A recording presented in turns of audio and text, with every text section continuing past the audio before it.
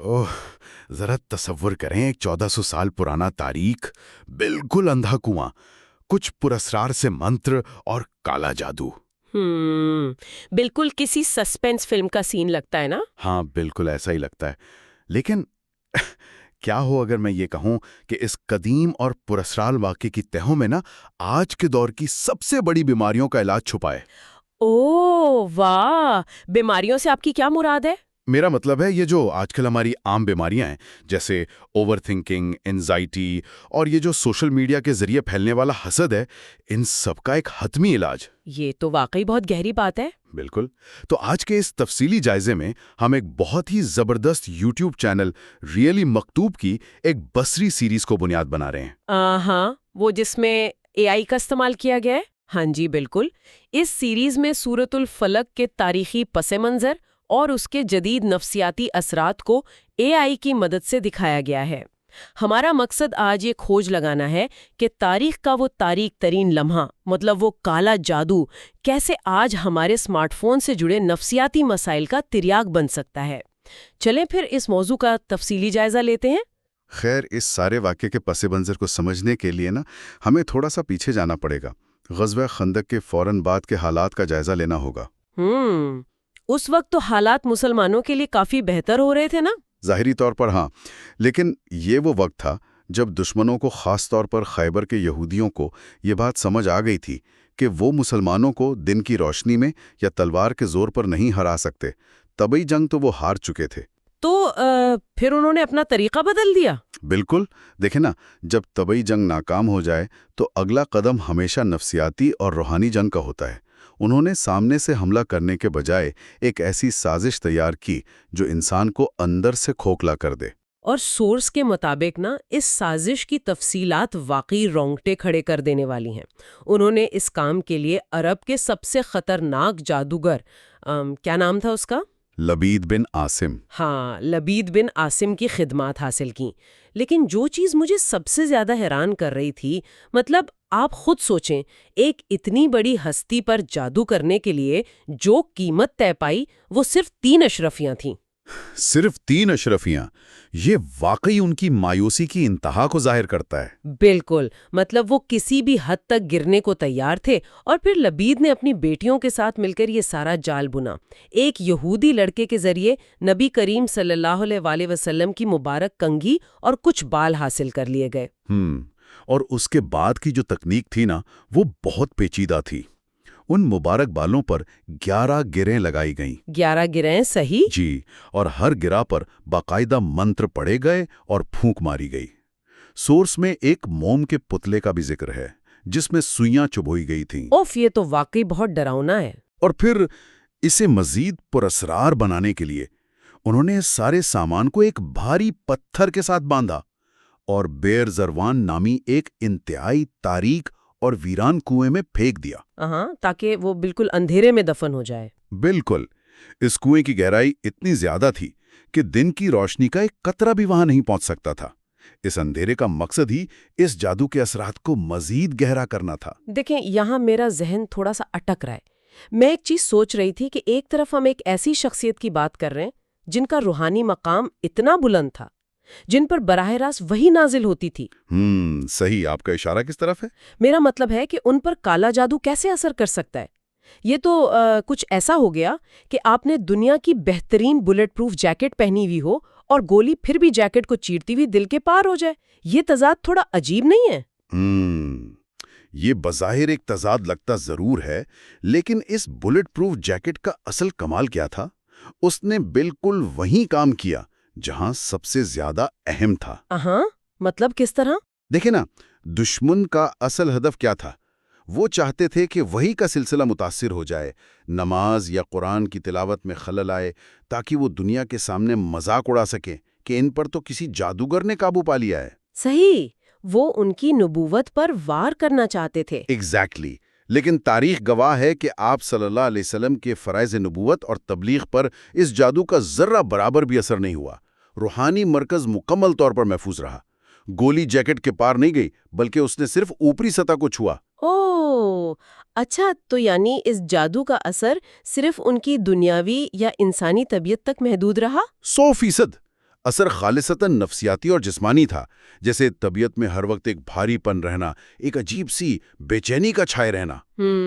یا جیسے سورس میں ذکر ہے کہ بعض اوقات بھول جانا کہ کوئی دنیاوی کام کیا ہے یا نہیں۔ بالکل، یہ ایسا ہی ہے جیسے آج کے دور میں ہم کسی شدید ذہنی دباؤ یا گھبراہٹ کا شکار ہوتے ہیں، اور آپ کو پتہ ہے یہ سب ہونے کی بھی ایک بہت بڑی حکمت تھی۔ وہ کیا؟ یہ واقعہ اس لیے پیش آیا تاکہ انسانیت کو یہ سکھایا جا سکے کہ جب اینزائٹی اور ڈپریشن کے اندھیرے انسان کو گھیر لیں تو ان سے نکلنے کا عملی طریقہ کیا ہے، تاکہ ایک عملی نمونہ سامنے آ سکے۔ یہ تو بہت ہی خوبصورت بات ہے، لیکن ایک منٹ رکیے، علاج والے حصے پر جانے سے پہلے ایک چیز ہے جو ٹائم لائن کے حوالے سے مجھے تھوڑی کنفیوز کر رہی تھی۔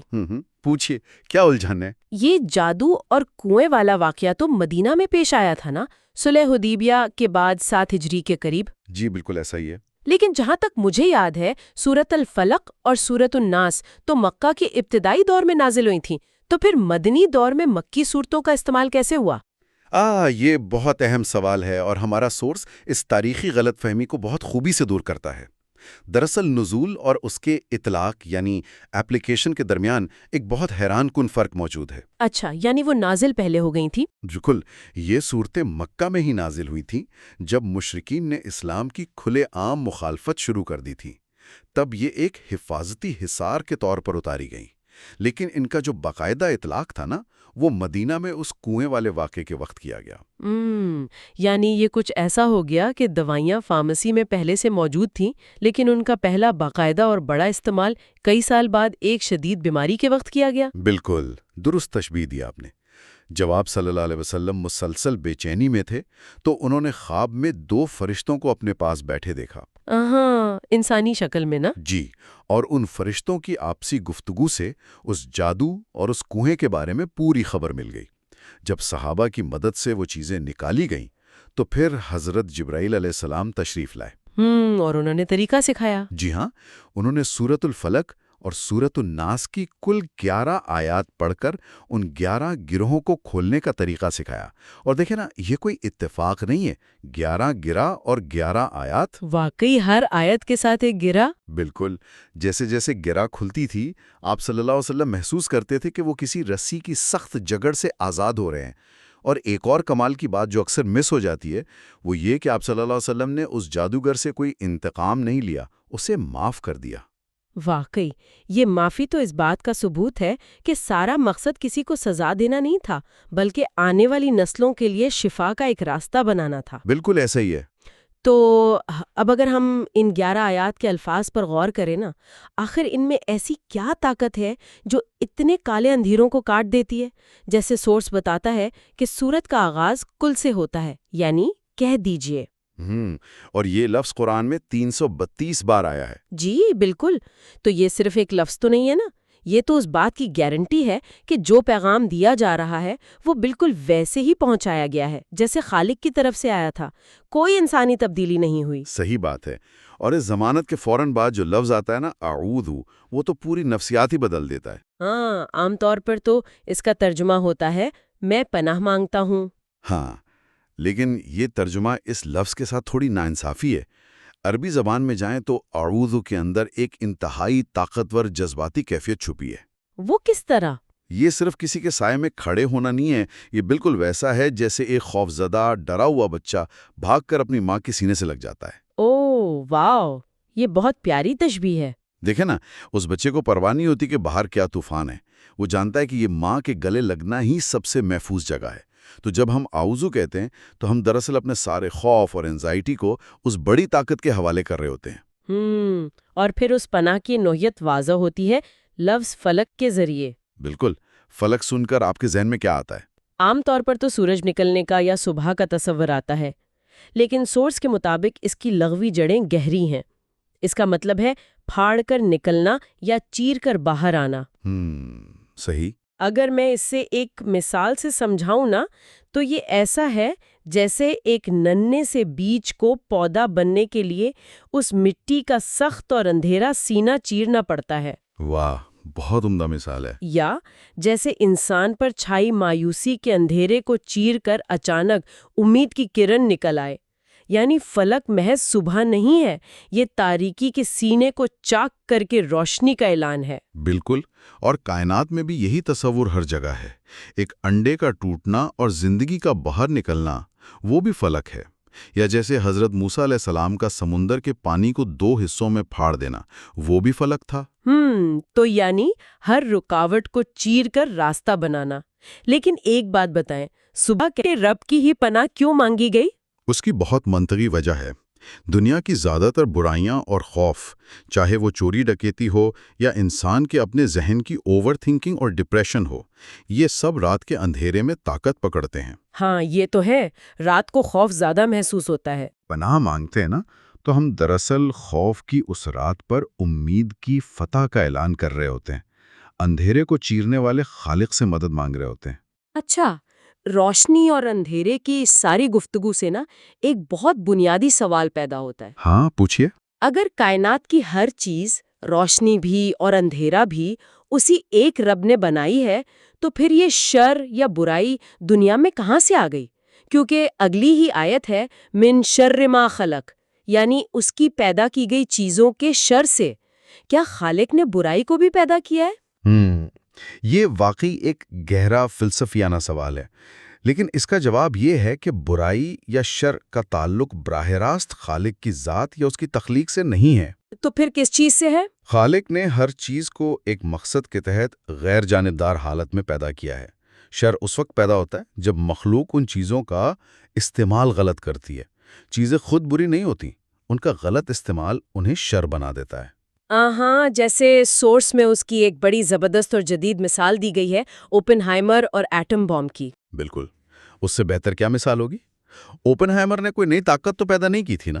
صحیح، فزکس کے اصول اور ایٹم کی ساخت تو ہمیشہ سے موجود تھی۔ بالکل، وہ سب اللہ کی تخلیق تھیں اور ان میں کوئی شر نہیں تھا۔ لیکن جب انسان نے اپنے علم کو استعمال کر کے اسے ایک مہلک ہتھیار یعنی ایٹم بم میں بدل دیا، تو نتیجہ کیا نکلا؟ ناگاساکی میں 1,26,000 معصوم انسانوں کی موت۔ یعنی ایٹم برا نہیں تھا، وہ تو روشنی کے لیے تھا، انسان کے ہاتھ میں آ کر شر بن گیا۔ بالکل، تو جب ہم کہتے ہیں من شر ما خلق، تو ہم اسی بات کی پناہ مانگتے ہیں کہ اے رب، تیری بنائی ہوئی چیزوں کے اس غلط استعمال سے ہمیں بچا جو ہمارے لیے تباہی کا سبب بن سکتا ہے۔ اور یہ تصور اگلے الفاظ میں اور بھی گہرا ہو جاتا ہے، جیسے اگلی آیت ہے غاسقن اذا وقب۔ عام طور پر تو رات کے لیے قرآن میں لیل کا لفظ آتا ہے نا؟ جی، لیل بے شمار دفعہ آیا۔ تو پھر یہاں غاسق کا لفظ کیوں؟ اور حیرت کی بات ہے کہ یہ پورے قرآن میں صرف ایک بار آیا ہے۔ دیکھیں نا، غاسق رات نہیں ہے جس میں انسان آرام سے سوتا ہے، یہ اندھیرے کی وہ شدید ترین خوفناک شکل ہے جب رات اپنے عروج پر ہوتی ہے۔ وہ جس میں زہریلے جانور اور درندے باہر نکلتے ہیں؟ بالکل، اور جب انسانی ذہن پر مافوق الفطرت طاقتوں کا خوف حاوی ہوتا ہے۔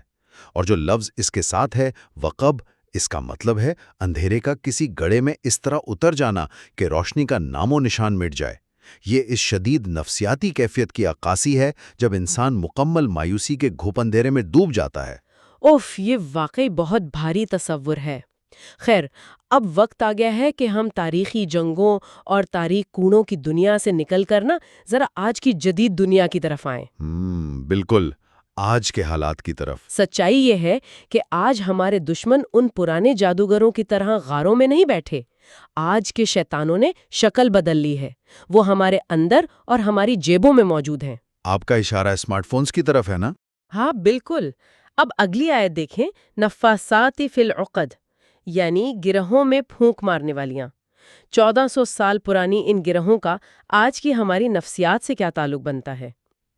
میں سمجھتا ہوں کہ یہ اس پورے جائزے کا سب سے اہم موڑ ہے۔ وہ 11 گرہیں صرف اس واقعے تک تو محدود نہیں تھی نا۔ آج کے دور کے انسان کو دیکھیں، رات کی تنہائی میں جب وہ اکیلا جاگ رہا ہوتا ہے تو اس کے ذہن میں اندیشوں کا ایک طوفان ہوتا ہے۔ ہاں، جیسے میرے مستقبل کا کیا ہوگا، یا لوگ کیا سوچیں گے۔ بالکل، یہ اگر نوکری چلی گئی تو کیا کروں گا۔ یہ جو عدم تحفظ یا انسیکیورٹیز ہیں، یہ دراصل ہمارے ذہن میں لگی ہوئی وہ پوشیدہ گرہیں ہیں، اور آج کا شیطان ان ذہنی گرہوں پر وسوسوں کی پھونکیں مارتا ہے۔ یعنی وہ ہمارے اندر کے خوف کو ہوا دیتا ہے۔ ایگزیکٹلی۔ اور انہی منفی خیالات کے نتیجے میں شدید اوور تھنکنگ اور انزائٹی پیدا ہوتی ہے۔ شیطان کوئی نیا جادو نہیں کر رہا، وہ صرف ہماری گرہوں کو الجھا رہا ہے۔ اور پھر اس سورت کی آخری آیت آتی ہے وَمِن شَرِّ حَاسِدٍ إِذَا حَسَد، یعنی حسد کرنے والے کے شر سے۔ اور آپ کو پتہ ہے نفسیات کے ماہرین بھی کہتے ہیں کہ حسد انسان کی اپنی خوشیوں کو ایسے جلا دیتا ہے جیسے آگ سوکھی گھاس کو۔ بالکل صحیح بات ہے، لیکن آج کا حاسد کسی گلی کے کونے میں نہیں چھپا ہوا۔ ہاں، وہ تو ہمارے ہاتھ میں موجود اسمارٹ فون کی صورت میں ہے۔ بالکل، سوشل میڈیا نے آج کے انسان کو ایک وائر بنا دیا ہے۔ وائر یعنی وہ شخص جسے دوسروں کی زندگیوں میں جھانکنے کی لت لگ گئی ہو۔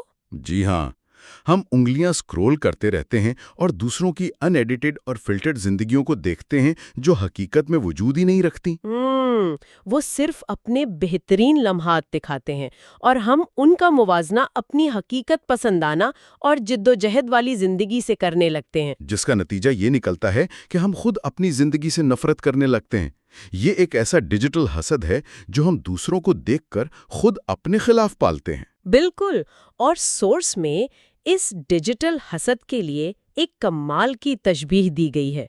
دوسروں کی ان جھوٹی زندگیوں کو دیکھنا بالکل ایسا ہے جیسے سمندر کا کھارا پانی پینا۔ جتنی پیاس بجھانے کی کوشش کریں گے طلب اتنی ہی بڑھے گی۔ بالکل، وہ پانی آپ کو کبھی تسکین نہیں دے گا بلکہ اندر سے خشک کر دے گا۔ اس لیے ہمیں چاہیے کہ ہم اپنی نعمتوں کی نمائش کرنے کے بجائے انہیں ایک موتی کی طرح چھپا کر رکھیں، اور جب بھی یہ اینزائٹی اور خیالات کا اندھیرا حملہ آور ہونا تو فوراً اس صبح کے رب کی پناہ مانگے۔ میں سمجھتا ہوں کہ اس سارے تجزیے سے یہ واضح ہو گیا ہے کہ قرآن کی حل کسی خاص زمانے تک محدود نہیں ہے۔ مسائل کی شکلیں بدل گئی ہیں، لیکن انسانی نفسیات کا علاج آج بھی وہیں موجود ہے۔ 100% درست۔ تو اس گہرے مطالعے کو سمیٹتے ہوئے ہم نے دیکھا کہ کیسے ہمارا سفر ایک تاریک کنویں سے شروع ہو کر ہمارے جدید اسمارٹ فون کی اسکرین تک پہنچا، اور ثابت ہوا کہ سورۃ الفلق آج کی جدید نفسیاتی بیماریوں کا ایک مکمل تریاک ہے۔ بالکل۔ مسکراہٹ اور کامیابی کی تیاری کا مرحلہ ہوتا ہے جس کا وہ حقدار ہوتا ہے۔ جیسے آپ صلی اللہ علیہ وسلم نے اس کڑے جادو کا بوجھ برداشت کیا۔ بالکل، وہ سزا نہیں تھی، بلکہ وہ اس لیے تھا تاکہ قیامت تک انسانیت کو اندھیروں اور اینزائٹی سے لڑنے کے لیے ایک ناقابل تسخیر ڈھال مل سکے۔ یہ سوچ ہمیں دعوت دیتی ہے کہ ہم اپنی آج کی پریشانیوں کو ایک نئے زاویے سے دیکھیں۔ ہو سکتا ہے آپ کی زندگی کا آج کا گھوپ اندھیرا آنے والی کسی بہت ہی شاندار فلک کی تیاری ہو۔